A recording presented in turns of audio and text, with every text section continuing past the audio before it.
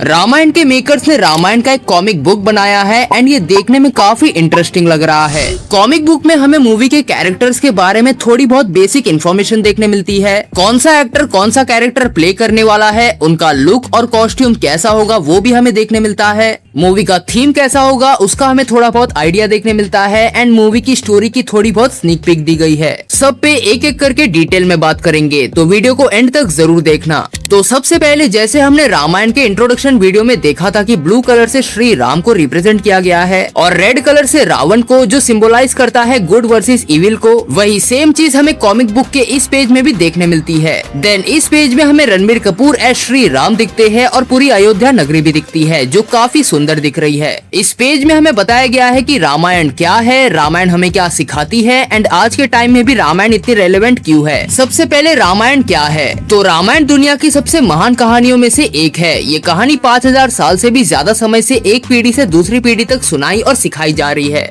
आज भी दुनिया भर के करोड़ों लोग रामायण के कैरेक्टर्स और उनकी जर्नी से इंस्पायर होते हैं। दूसरा क्वेश्चन ये है कि रामायण हमें क्या सिखाती है, तो रामायण सिर्फ एक कहानी नहीं है बल्कि जिंदगी के सबसे बड़े सवालों का जवाब भी देती है। जैसे हमेशा सही काम कैसे करे, मुश्किल रास्ता होने पर भी सही फैसला कैसे ले, अपनी जिम्मेदारी और अपनी इच्छा के बीच बैलेंस कैसे बनाए और प्यार, वफादारी और सैक्रिफाइस कैसे हमें एक बेहतर इंसान बनाते हैं। और तीसरा क्वेश्चन ये है कि रामायण आज भी इतनी रेलेवेंट क्यों है, तो जो कहानियां सच में महान होती है वो कभी भी पुरानी नहीं होती। रामायण भी उन्हीं में से एक है। इसकी सीख हर इंसान से जुड़ी हुई है, चाहे वो किसी भी देश या जगह का हो। इसीलिए आज भी रामायण उतनी ही इम्पोर्टेंट और रेलेवेंट है जितनी पहले थी। ये कॉमिक बुक भी रामायण के इस शानदार दुनिया का एक सिंपल इंट्रोडक्शन देती है। देन नेक्स्ट पेज में हमें हिंदू ट्रिनिटी के बारे में बताया जाता है। अगर आपको नहीं पता तो बता दूं कि ब्रह्मा, विष्णु और शिव हिंदू धर्म के 3 मेन देवता है। ये तीनों मिलकर सृष्टि को बनाने, चलाने और जरूरत पड़ने पर उसका अंत करने का काम करते हैं। जिसमें सबसे पहले हमें भगवान विष्णु के बारे में बताया जाता है जो इस यूनिवर्स की रक्षा और पालन करते हैं। जब भी दुनिया में अधर्म और बुरी चीजें बढ़ जाती है तब भगवान विष्णु अवतार लेकर धरती पर जन्म लेते हैं और धर्म की रक्षा करते हैं। श्री राम भगवान विष्णु के 7वें अवतार है। देन यहाँ पर हमें भगवान विष्णु के 4 हाथ में जो वस्तु होती है उसका मतलब भी बहुत ही ब्यूटीफुली बताया गया है।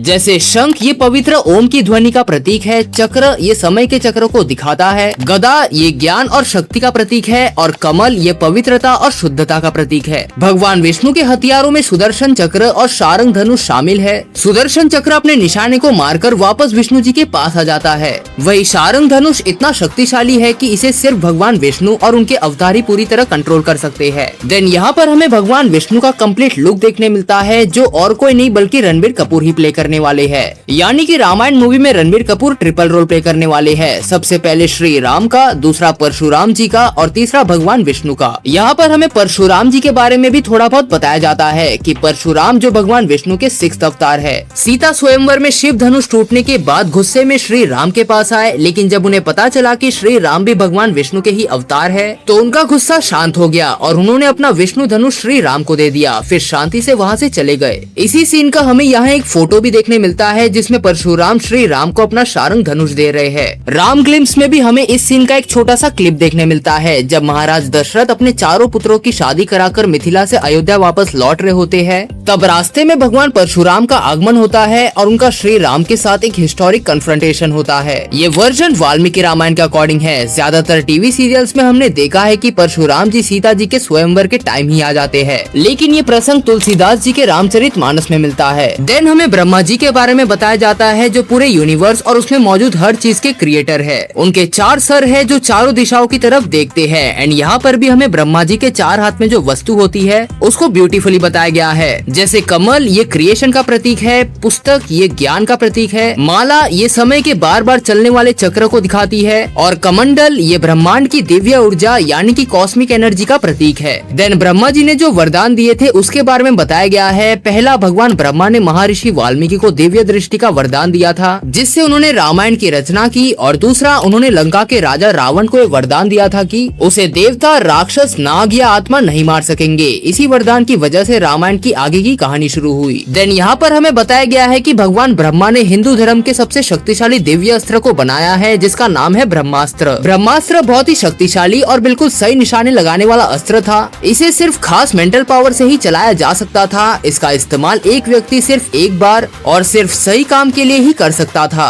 श्री राम उन कुछ कुछ गिने चुने लोगों में से एक थे जो ब्रह्मास्त्र का इस्तेमाल कर सकते थे। जिसके बाद हमें शिव जी के बारे में बताया जाता है कि भगवान शिव दुनिया से बुराई का अंत करते हैं और नई शुरुआत का रास्ता बनाते हैं। भगवान शिव एक तपस्वी है और अपने गले में सांप धारण करते हैं। उनकी जटाओं में चंद्रमा और माँ गंगा विराजमान है। देन हमें भगवान शिव के पावरफुल वेपन त्रिशूल के बारे में बताया जाता है कि त्रिशूल के 3 नोक क्रिएशन, प्रिजर्वेशन और डिस्ट्रक्शन को दिखाते हैं। उनके पास डमरू भी होता है। इसकी धुन पूरे ब्रह्मांड की कॉस्मिक रिदम को दिखाती है। भगवान शिव के माथे के बीच तीसरी आंख है। ये विनाश के साथ साथ जागरूकता का भी प्रतीक है। देन हमें उनके वरदान के बारे में बताया जाता है कि भगवान शिव बहुत शक्तिशाली होने के बाद भी बहुत भोले और दयालु है। इसी वजह से वो आसानी से अपने भक्तों को वरदान दे देते हैं, क्योंकि उन्हें लोगों की अच्छाई पर भरोसा होता है। और उनके सबसे बड़े भक्तों में से एक लंका का राजा रावण था। उसकी भक्ति देख के भगवान शिव ने रावण को चंद्रहास नाम की एक बहुत ही शक्तिशाली और कभी न टूटने वाली तलवार दी थी। इस तलवार का शेप आधे चांद जैसा था। इस चंद्रहास तलवार की वजह से रावण और भी ज्यादा शक्तिशाली बन गया था। फिर नेक्स्ट पेज में हमें मैप के थ्रू रामायण के 7 इम्पोर्टेंट लोकेशंस बताए जाते हैं और साइड में उनका डिस्क्रिप्शन भी देखने मिलता है। जैसे अयोध्या श्री राम की जन्मभूमि, मिथिला जहाँ पर माँ सीता महाराज जनक को मिली थी और यहीं पर श्री राम और सीता जी की शादी हुई थी। चित्रकूट जहाँ पर राम, सीता और लक्ष्मण ने वनवास के अर्ली ईयर्स बिताए थे। यहीं पर भरत आए थे श्री राम को मनाने। जिसके बाद दंडक वन जहाँ पर राक्षस के साथ साथ तपस्वी लोग भी रहते थे।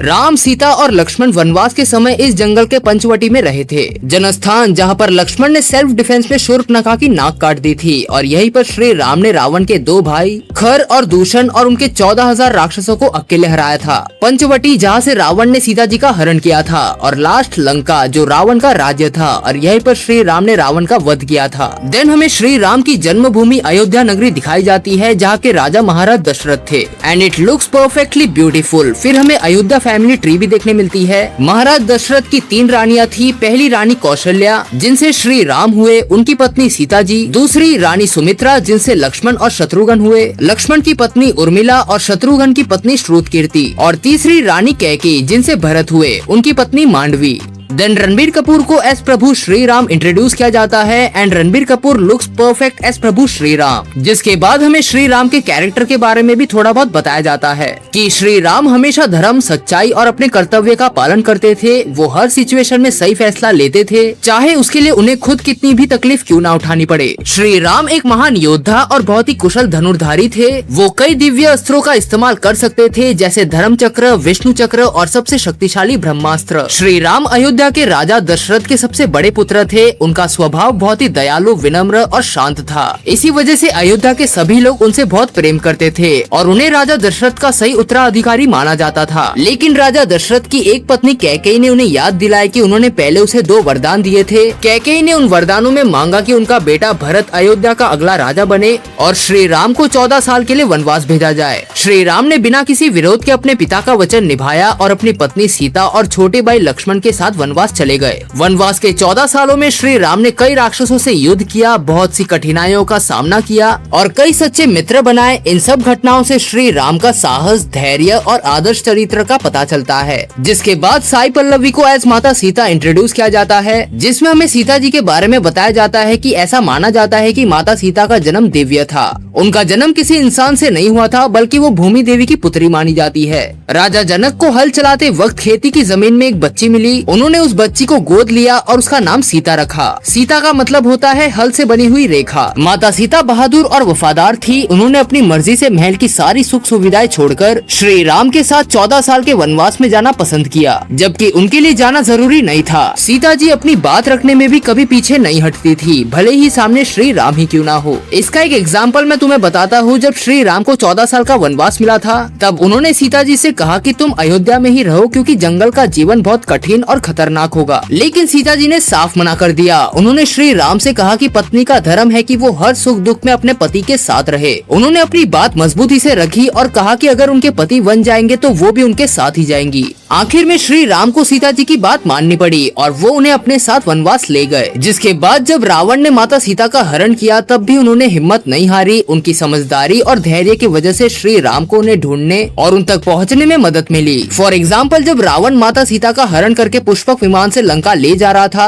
तब सीता जी ने घबराने के बजाय अपने गहने रास्ते में नीचे गिरा दिए ताकि श्री राम को उन्हें ढूंढने में कोई सुराग मिल सके। बाद में सुग्रीव और वानरों को वही गहने मिले और उन्होंने वो श्री राम को दिखाया। इससे श्री राम को पता चला कि सीता जी इसी रास्ते से ले जाई गई थी। अब यहाँ पर एक और चीज नोटिस करने वाली ये है कि यहाँ सीता जी हमें एक वॉरियर की तरह भी दिख रही है। ये तो वनवास के समय का है और ये उनके बचपन के समय का है। अब वाल्मीकि रामायण में हमें कहीं भी ऐसा नहीं मिलता कि माता सीता एक वॉरियर भी थी, तो हो सकता है कि मेकर्स ने उनके कैरेक्टर को और भी स्ट्रॉन्ग दिखाने के लिए थोड़ी क्रिएटिव लिबर्टी ली हो। लेकिन वाल्मीकि रामायण में सीता जी की सबसे बड़ी ताकत उनकी बुद्धि, धैर्य, हिम्मत और धर्म पर अडिग रहना ही था। जिसके बाद रवि दुबे को एज लक्ष्मण इंट्रोड्यूस किया जाता है, जिसमें हमें बताया गया है कि लक्ष्मण जी ने श्री राम की तरह ही युद्ध की शिक्षा प्राप्त की थी। वो भी दिव्य अस्त्रों को चलाने में स्किल्ड थे। लक्ष्मण जी अपने बड़े भाई श्री राम के प्रति पूरी तरह समर्पित और वफादार थे। जब श्री राम को 14 साल का वनवास मिला तब लक्ष्मण जी ने बिना सोचे समझे उनके साथ वनवास जाना डिसाइड किया। ऐसा माना जाता है कि लक्ष्मण जी ने पूरे 14 साल वनवास के दौरान नींद नहीं ली। उन्होंने एक वरदान मांगा था जिससे वो हमेशा जागते रहे और अपने भैया और भाभी की रक्षा कर सके। वनवास के दौरान जब शूर्पणखा ने श्री राम और माता सीता को नुकसान पहुंचाने की कोशिश की तब लक्ष्मण जी ने उनकी रक्षा करते हुए शूर्पणखा के नाक और कान काट दिए।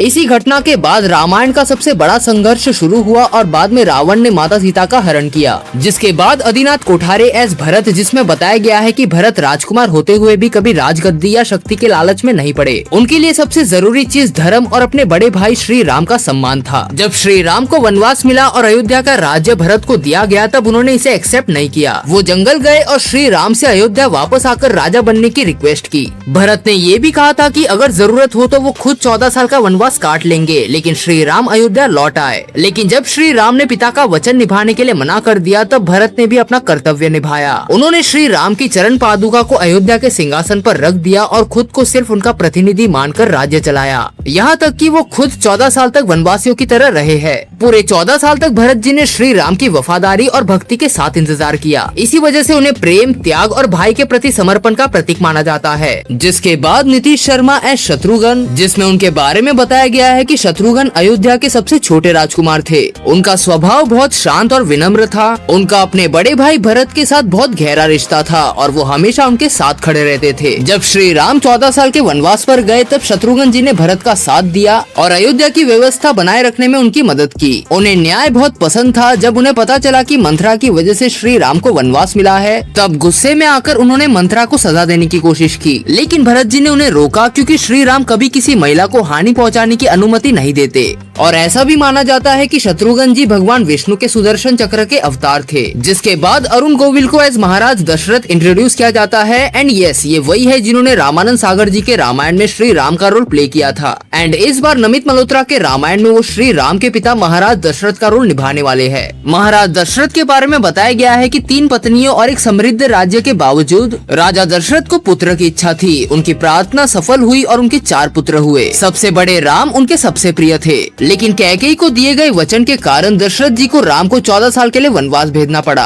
इस फैसले से वो बहुत दुखी हो गए और राम के वियोग का दुख सह ना पाने के कारण दशरथ जी का देहांत हो गया। लेकिन इसी घटना ने श्री राम को अपने महान धर्म और जीवन के उद्देश्य की ओर बढ़ाया। जिसके बाद इंदिरा कृष्णन एज रानी कौशल्या, जिसमें बताया गया है कि कौशल्या राजा दशरथ की पहली और सबसे बड़ी रानी थी और भगवान राम की माता थी। जब राम को वनवास मिला तो वो भी उनके साथ जाना चाहती थी, लेकिन अपने कर्तव्य के कारण अयोध्या में ही रही। कौशल्या ने हर कठिन परिस्थिति का सामना धैर्य, दया और कर्तव्य निष्ठा के साथ किया। देन सोनल झा एज रानी सुमित्रा, जिसमें बताया गया है कि सुमित्रा अयोध्या की दूसरी रानी और लक्ष्मण और शत्रुघ्न की माता थी। वो शांत स्वभाव की थी और राज परिवार का मजबूत सहारा बनी रही। जब राम को वनवास मिला तब सुमित्रा ने लक्ष्मण को राम के साथ वन जाने के लिए प्रोत्साहित किया और हर परिस्थिति में धर्म का साथ दिया। जिसके बाद लारा दत्ता एज रानी कैकेयी, जिसमें बताया गया है कि कैकेयी राजा दशरथ की सबसे प्रिय रानी और भरत की माता थी। एक युद्ध के दौरान उन्होंने दशरथ जी की जान बचाई थी, जिसके बदले राजा ने उन्हें 2 वरदान देने का वचन दिया था। जब राम को अयोध्या का राजा बनाने की घोषणा हुई तब मंथरा ने कैकेयी के मन में डर और संदेह पैदा कर दिया। उसके प्रभाव में आकर कैकेयी ने अपने 2 वरदान मांगे, भरत को राजगद्दी और राम को 14 वर्ष का वनवास। देन शीबा चड्डा एज मंथरा, जिसमें बताया गया है कि मंथरा कैकेयी की विश्वसनीय दासी थी और भरत के प्रति बहुत वफादार थी। उसे लगता था कि राम के राजा बनने पर भरत और कैकेयी का इम्पोर्टेंस कम हो जाएगा। इसी वफादारी और चिंता के कारण उसने कैकेयी के मन में डर और संदेह पैदा किया और उन्हें अपने 2 वरदान मांगने के लिए प्रेरित किया। मंथरा का उद्देश्य भरत का भला करना था, लेकिन उसकी सलाह ने राम के वनवास का रास्ता तैयार कर दिया और अयोध्या की कहानी को हमेशा के लिए बदल दिया। जिसके बाद शिशिर शर्मा एज गुरु वशिष्ठ, महर्षि वशिष्ठ इक्ष्वाकु वंश के कुलगुरु और अयोध्या राज्य के राजपुरोहित थे।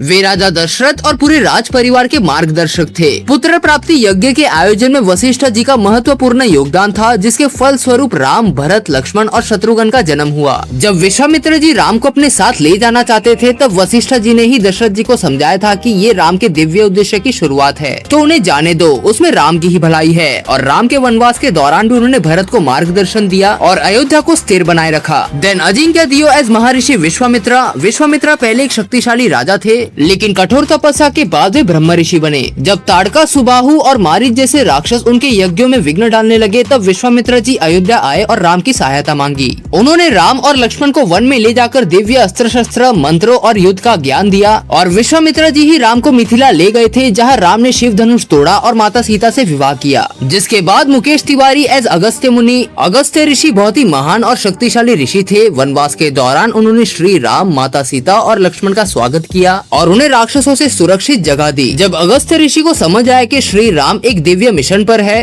तब उन्होंने राम को विश्वकर्मा द्वारा बना हुआ दिव्य धनुष, अनलिमिटेड बाणों का तरकश और एक दिव्य तलवार दी, जो श्री राम को आगे के युद्ध में बहुत काम आई। अगस्त्य ऋषि के बारे में कहा जाता है कि उनमें पूरे समुद्र को पी जाने की शक्ति थी। साथ ही वे दिव्य अस्त्रों और युद्ध कला में भी महान ज्ञाता थे। पौराणिक कथाओं में भी ये वर्णन मिलता है कि अगस्त्य ऋषि अपनी तपस्या और योग शक्ति से पहाड़ों को भी झुका सकते थे। देन हमें यहाँ पर परशुराम जी के बारे में थोड़ा और बताया जाता है, लेकिन यहाँ ये नहीं बताया गया है कि रणबीर कपूर ही परशुराम जी को प्ले करने वाले हैं। लेकिन रणबीर कपूर ने खुद कंफर्म किया है कि वो रामायण में परशुराम जी का कैरेक्टर भी प्ले करने वाले हैं। परशुराम भगवान विष्णु के 6th अवतार है। वे एक ब्राह्मण योद्धा और धर्म के रक्षक माने जाते हैं, जिन्होंने अत्याचारी और अधर्मी शासकों का विनाश किया। वे भगवान शिव द्वारा प्रदान किए गए दिव्य परशु और विष्णु धनुष सारंग के धारक थे और अस्त्र शस्त्र विद्या में उनकी तुलना कोई नहीं कर सकता था। सीता स्वयंवर में शिव धनुष टूटने के बाद परशुराम का राम से सामना हुआ। राम की दिव्यता को पहचान कर उन्होंने अपना क्रोध त्याग दिया और उन्हें आशीर्वाद देकर तपस्या के लिए महेंद्रगिरी पर्वत चले गए। जिसके बाद कुणाल कपूर एज इंद्रदेव, जिनके साथ हमें उनके वाहन ऐरावत भी दिखाए जाते हैं, and this looks extremely good.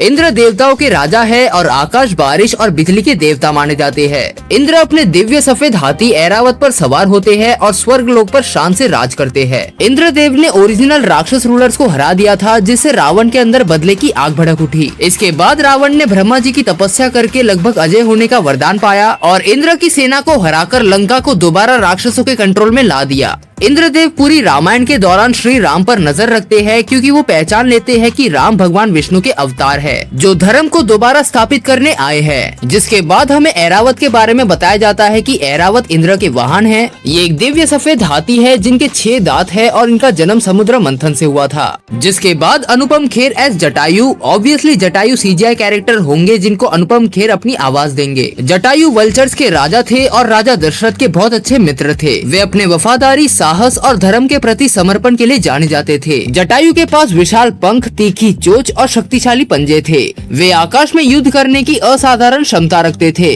Panchavati में रहने के दौरान जटायु की मुलाकात राम, सीता और लक्ष्मण से हुई। उन्होंने वनवास के समय उनका साथ दिया और उनकी रक्षा का संकल्प लिया। जिसके बाद रावण वर्सेस जटायु के युद्ध के कुछ सीन्स दिखाए जाते हैं। सबसे पहले इस इमेज में वो रावण के पुष्पक विमान का पीछा कर रहे हैं, यानी कि यहाँ सीता जी का हरण हो चुका है एंड सीता जी की पुकार सुनकर वो रावण को रोकने के लिए उसका सामना करते हैं। यहाँ पर आप सिर्फ जटायु का साइज देखो, वो कितने बड़े दिख रहे हैं रावण के सामने, और यहाँ पर भी जटायु के सामने राम और लक्ष्मण कितने छोटे से दिख रहे हैं। वही बूढ़े अवस्था में होने के बावजूद भी जटायु ने रावण के साथ बहादुरी से युद्ध किया। उन्होंने रावण के रथ को नुकसान पहुँचाया, लेकिन अंत में रावण ने उनके पंख काट दिए और वे भूमि पर गिर पड़े। जीवन के अंतिम क्षणों में जटायु ने राम को सीता के हरण की पूरी जानकारी दी और बताया कि रावण उन्हें किस दिशा में ले गया है। इसके बाद राम की गोद में उन्होंने अपने प्राण त्याग दिए और अमर बलिदान का प्रतीक बन गए। जिसके बाद हमें रावण की जन्मभूमि सोने की लंका दिखाई जाती है, जहाँ के राजा रावण थे। And this is what Lanka looks like, एकदम ग्रैंड और रिच। देन हमें यश से इंट्रोड्यूस करवाया जाता है एज लंकेश रावण, एंड भाई यार व्हाट अ लुक। जिसके बाद हमें रावण के बारे में बहुत कुछ बताया जाता है कि रावण बहुत इंटेलिजेंट, एम्बिशियस, एरोगेंट और लस्टफुल था। साथ ही वो भगवान शिव का परम भक्त भी था।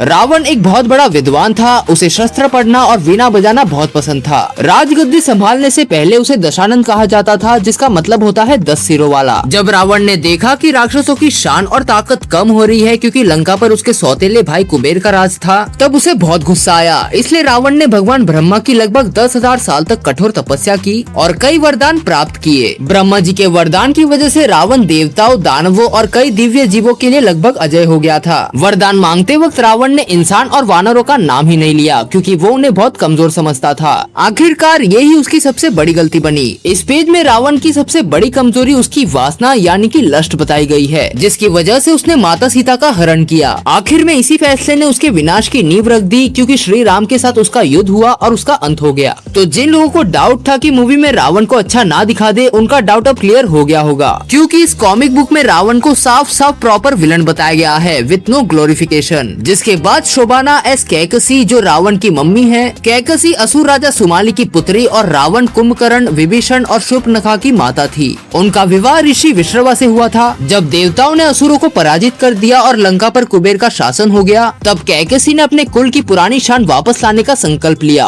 कैकसी चाहती थी कि उसके पुत्र इतने शक्तिशाली बने कि वे असुरों का गौरव फिर से स्थापित कर सके और देवताओं को चुनौती दे सके। देन हमें कैकसी की एक स्टोरी बताई जाती है कि एक बार असुर सेना और देवताओं के बीच घमासान युद्ध हुआ था, जिसमें असुर सेना को लीड कर रहे थे कैकसी के पिता सुमाली और कैकसी भी उनके साथ युद्ध में उतरी थी। यहाँ के विजुअल देख के समझ आ रहा है कि राम ग्लिम्स के स्टार्टिंग में जो हमें वॉर सीन दिखाया गया था वो इसी देवासुर संग्राम का था। जब लग रहा था कि असुर अब जीत के करीब है, तब इंद्र ऐरावत पर सवार होकर युद्ध में आए और अपने वज्र से सुमाली को मार गिराया और फिर असुर सेना हार जाती है। अपने पिता सुमाली को नीचे पड़ा देख दुखी कैकसी ने गुस्से में आकर एक दिन बदला लेने की कसम खाई और इसी बदले की भावना ने आगे चलकर रावण को शक्तिशाली बनाया और लंका का इतिहास बदल दिया। जिसके बाद काजल अग्रवाल एस मंदोदरी रावण की पत्नी थी। वो बहुत बुद्धिमान, समझदार और राजनीति की अच्छी जानकार थी। लंका के कई महत्वपूर्ण फैसलों में वो रावण को सलाह देती थी। मंदोदरी अपने धैर्य, दया और मजबूत चरित्र के लिए जानी जाती थी। वो हमेशा सही और धर्म का साथ देने की कोशिश करती थी। जब रावण माता सीता का हरण करके लंका ले आया, तब मंदोदरी ने उसे समझाया कि सीता जी को श्री राम के पास वापस भेज दो और उनसे शांति कर लो। उन्होंने रावण को चेतावनी भी दी कि अगर उसने अपनी जिद नहीं छोड़ी तो इसका परिणाम बहुत बुरा होगा। लेकिन रावण ने मंदोदरी की बात नहीं मानी और इसी जिद की वजह से लंका का विनाश हुआ और रावण युद्ध में मारा गया। जिसके बाद हरीश उत्तमन एज विभीषण रावण के छोटे भाई थे और लंका के सबसे बुद्धिमान लोगों में से एक माने जाते थे। उनका स्वभाव शांत, न्यायप्रिय, ईमानदार और धर्म का पालन करने वाला था।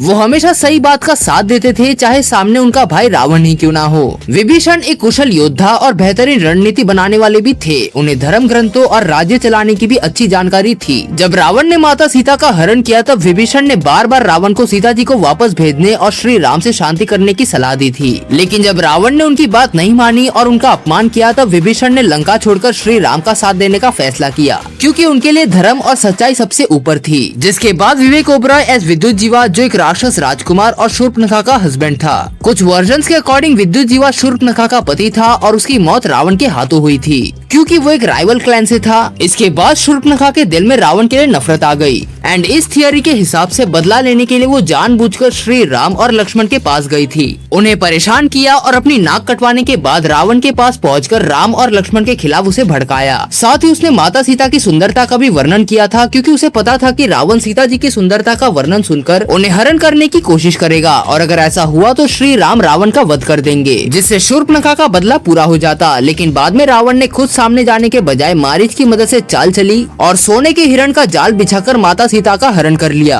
अगर ये स्टोरी मूवी में दिखाई जाती है तो शूर्पणखा का ये कैरेक्टर आर्क देखना काफी इंटरेस्टिंग होगा। जिसके बाद रकुल प्रीत सिंह एज शूर्पणखा रावण की बहन और विद्युत जीवा की पत्नी थी, जो बहुत सुंदर, चालाक और बिना सोचे समझे फैसला लेती थी। उसे मैजिक और अपना रूप बदलने की कला आती थी, साथ ही वो बहुत ताकतवर और तेज भी थी। श्री राम की सुंदरता देखकर उसने उनसे विवाह का प्रस्ताव रखा, लेकिन लक्ष्मण ने उसे रोक दिया। इसके बाद लक्ष्मण ने उसकी नाक और कान काट दिए, जो उस समय अपमान की सजा मानी जाती थी। इस घटना के बाद शूर्पणखा बदला लेने की आग में जलने लगी। अब इस पेज में सिर्फ इतना ही लिखा है, इसमें ये नहीं लिखा है कि शूर्पणखा ने रावण से बदला लेने के लिए ये सब किया था। अब शूर्पणखा की क्वालिटीज में यहाँ वेजफुल भी लिखा है, जिसका मतलब है बदला लेने की भावना रखना। तो मे भी ये रावण के लिए भी हो सकता है या फिर राम, सीता और लक्ष्मण के लिए भी हो सकता है। तो देखते हैं मूवी में इस चीज को कैसे दिखाते हैं। जिसके बाद फैसल मलिक एस कुंभकर्ण, जो रावण के छोटे भाई और विभीषण के बड़े भाई थे, जिनका शरीर बहुत विशाल था और उनमें 10,000 हाथियों जितनी ताकत थी। वरदान मांगते वक्त देवताओं ने उसके साथ छल किया और ब्रह्मा जी के वरदान की वजह से उसे 6 महीने सोने और 6 महीने जागने का श्राप मिला। जब वो युद्ध में उतरता था तो बहुत बड़े पैमाने पर तबाही मचाने की शक्ति रखता था। इसी वजह से वो श्री राम के खिलाफ रावण का सबसे बड़ा और सबसे शक्तिशाली हथियार माना जाता था। जिसके बाद क्रोध, जो एक लकड़बग्गा जैसा जानवर था, वो रावण का पालतू और हमेशा उसके साथ रहने वाला बताया गया है। एंड क्रोध को रावण के गुस्से का जीता जागता रूप बताया गया है। अब वाल्मीकि रामायण में रावण के किसी हाइना जैसे पालतू जानवर का कोई जिक्र नहीं मिलता,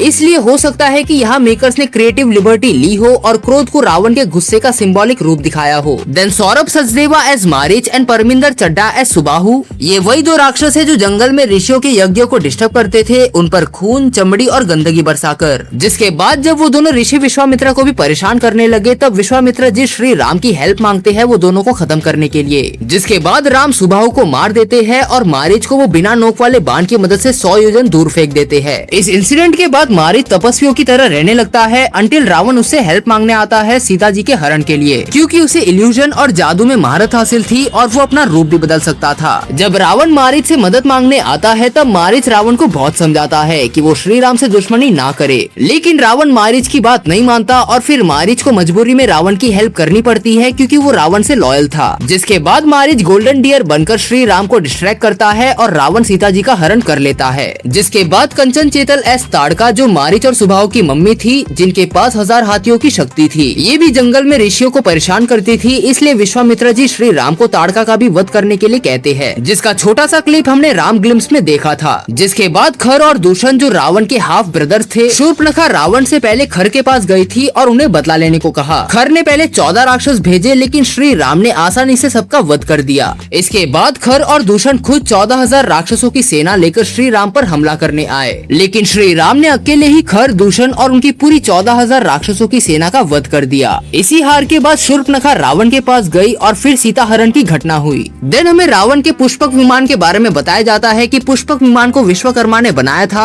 ये पुष्पक विमान पहले कुबेर का था। रावण ने कुबेर को हराकर पुष्पक विमान अपने कब्जे में ले लिया था और पुष्पक विमान की सबसे खास बात ये थी कि ये अपना साइज बड़ा या छोटा कर सकता था। जरूरत पड़ने पर ये पूरी सेना ले जा सकता था और अगर सिर्फ एक ही इंसान सफर कर रहा हो तो ये उतना ही छोटा भी हो जाता था। जिसके बाद हमें मिथिला दिखाया जाता है, जहाँ पर राजा जनक का राज था और यहीं पर उन्हें सीता जी मिली थी। देन चित्रकूट जंगल देखने मिलता है, जहाँ पर राम, सीता और लक्ष्मण ने वनवास के अर्ली ईयर्स बिताए थे और यहीं पर भरत श्री राम को समझाने आए थे उन्हें वापस अयोध्या लौटने के लिए। और फिर दंडकारण्य जंगल का लुक हमें देखने मिलता है, जहाँ के पंचवटी में राम, सीता और लक्ष्मण वनवास के समय रहे थे। यहीं पर शूर्पणखा की मुलाकात राम और लक्ष्मण से हुई थी, जिसके बाद खर और दूषण का युद्ध हुआ था और यहीं से रावण ने सीता जी का हरण किया था। तो ये थी रामायण की ऑफिशियल कॉमिक बुक का कंप्लीट डिटेल एक्सप्लेनेशन। इस बुक में हमें कैरेक्टर्स, उनकी पर्सनैलिटीज, इंपॉर्टेंट लोकेशंस और कई इंटरेस्टिंग डिटेल्स देखने को मिली है। अब देखना इंटरेस्टिंग होगा कि ये सब बड़े पर्दे पर कितनी शानदार तरीके से दिखाया जाता है। आपकी क्या ओपिनियन है मुझे कमेंट्स में जरूर बताना और हाँ, वीडियो को लाइक करना, हाइप करना और चैनल को सब्सक्राइब करना मत भूलना।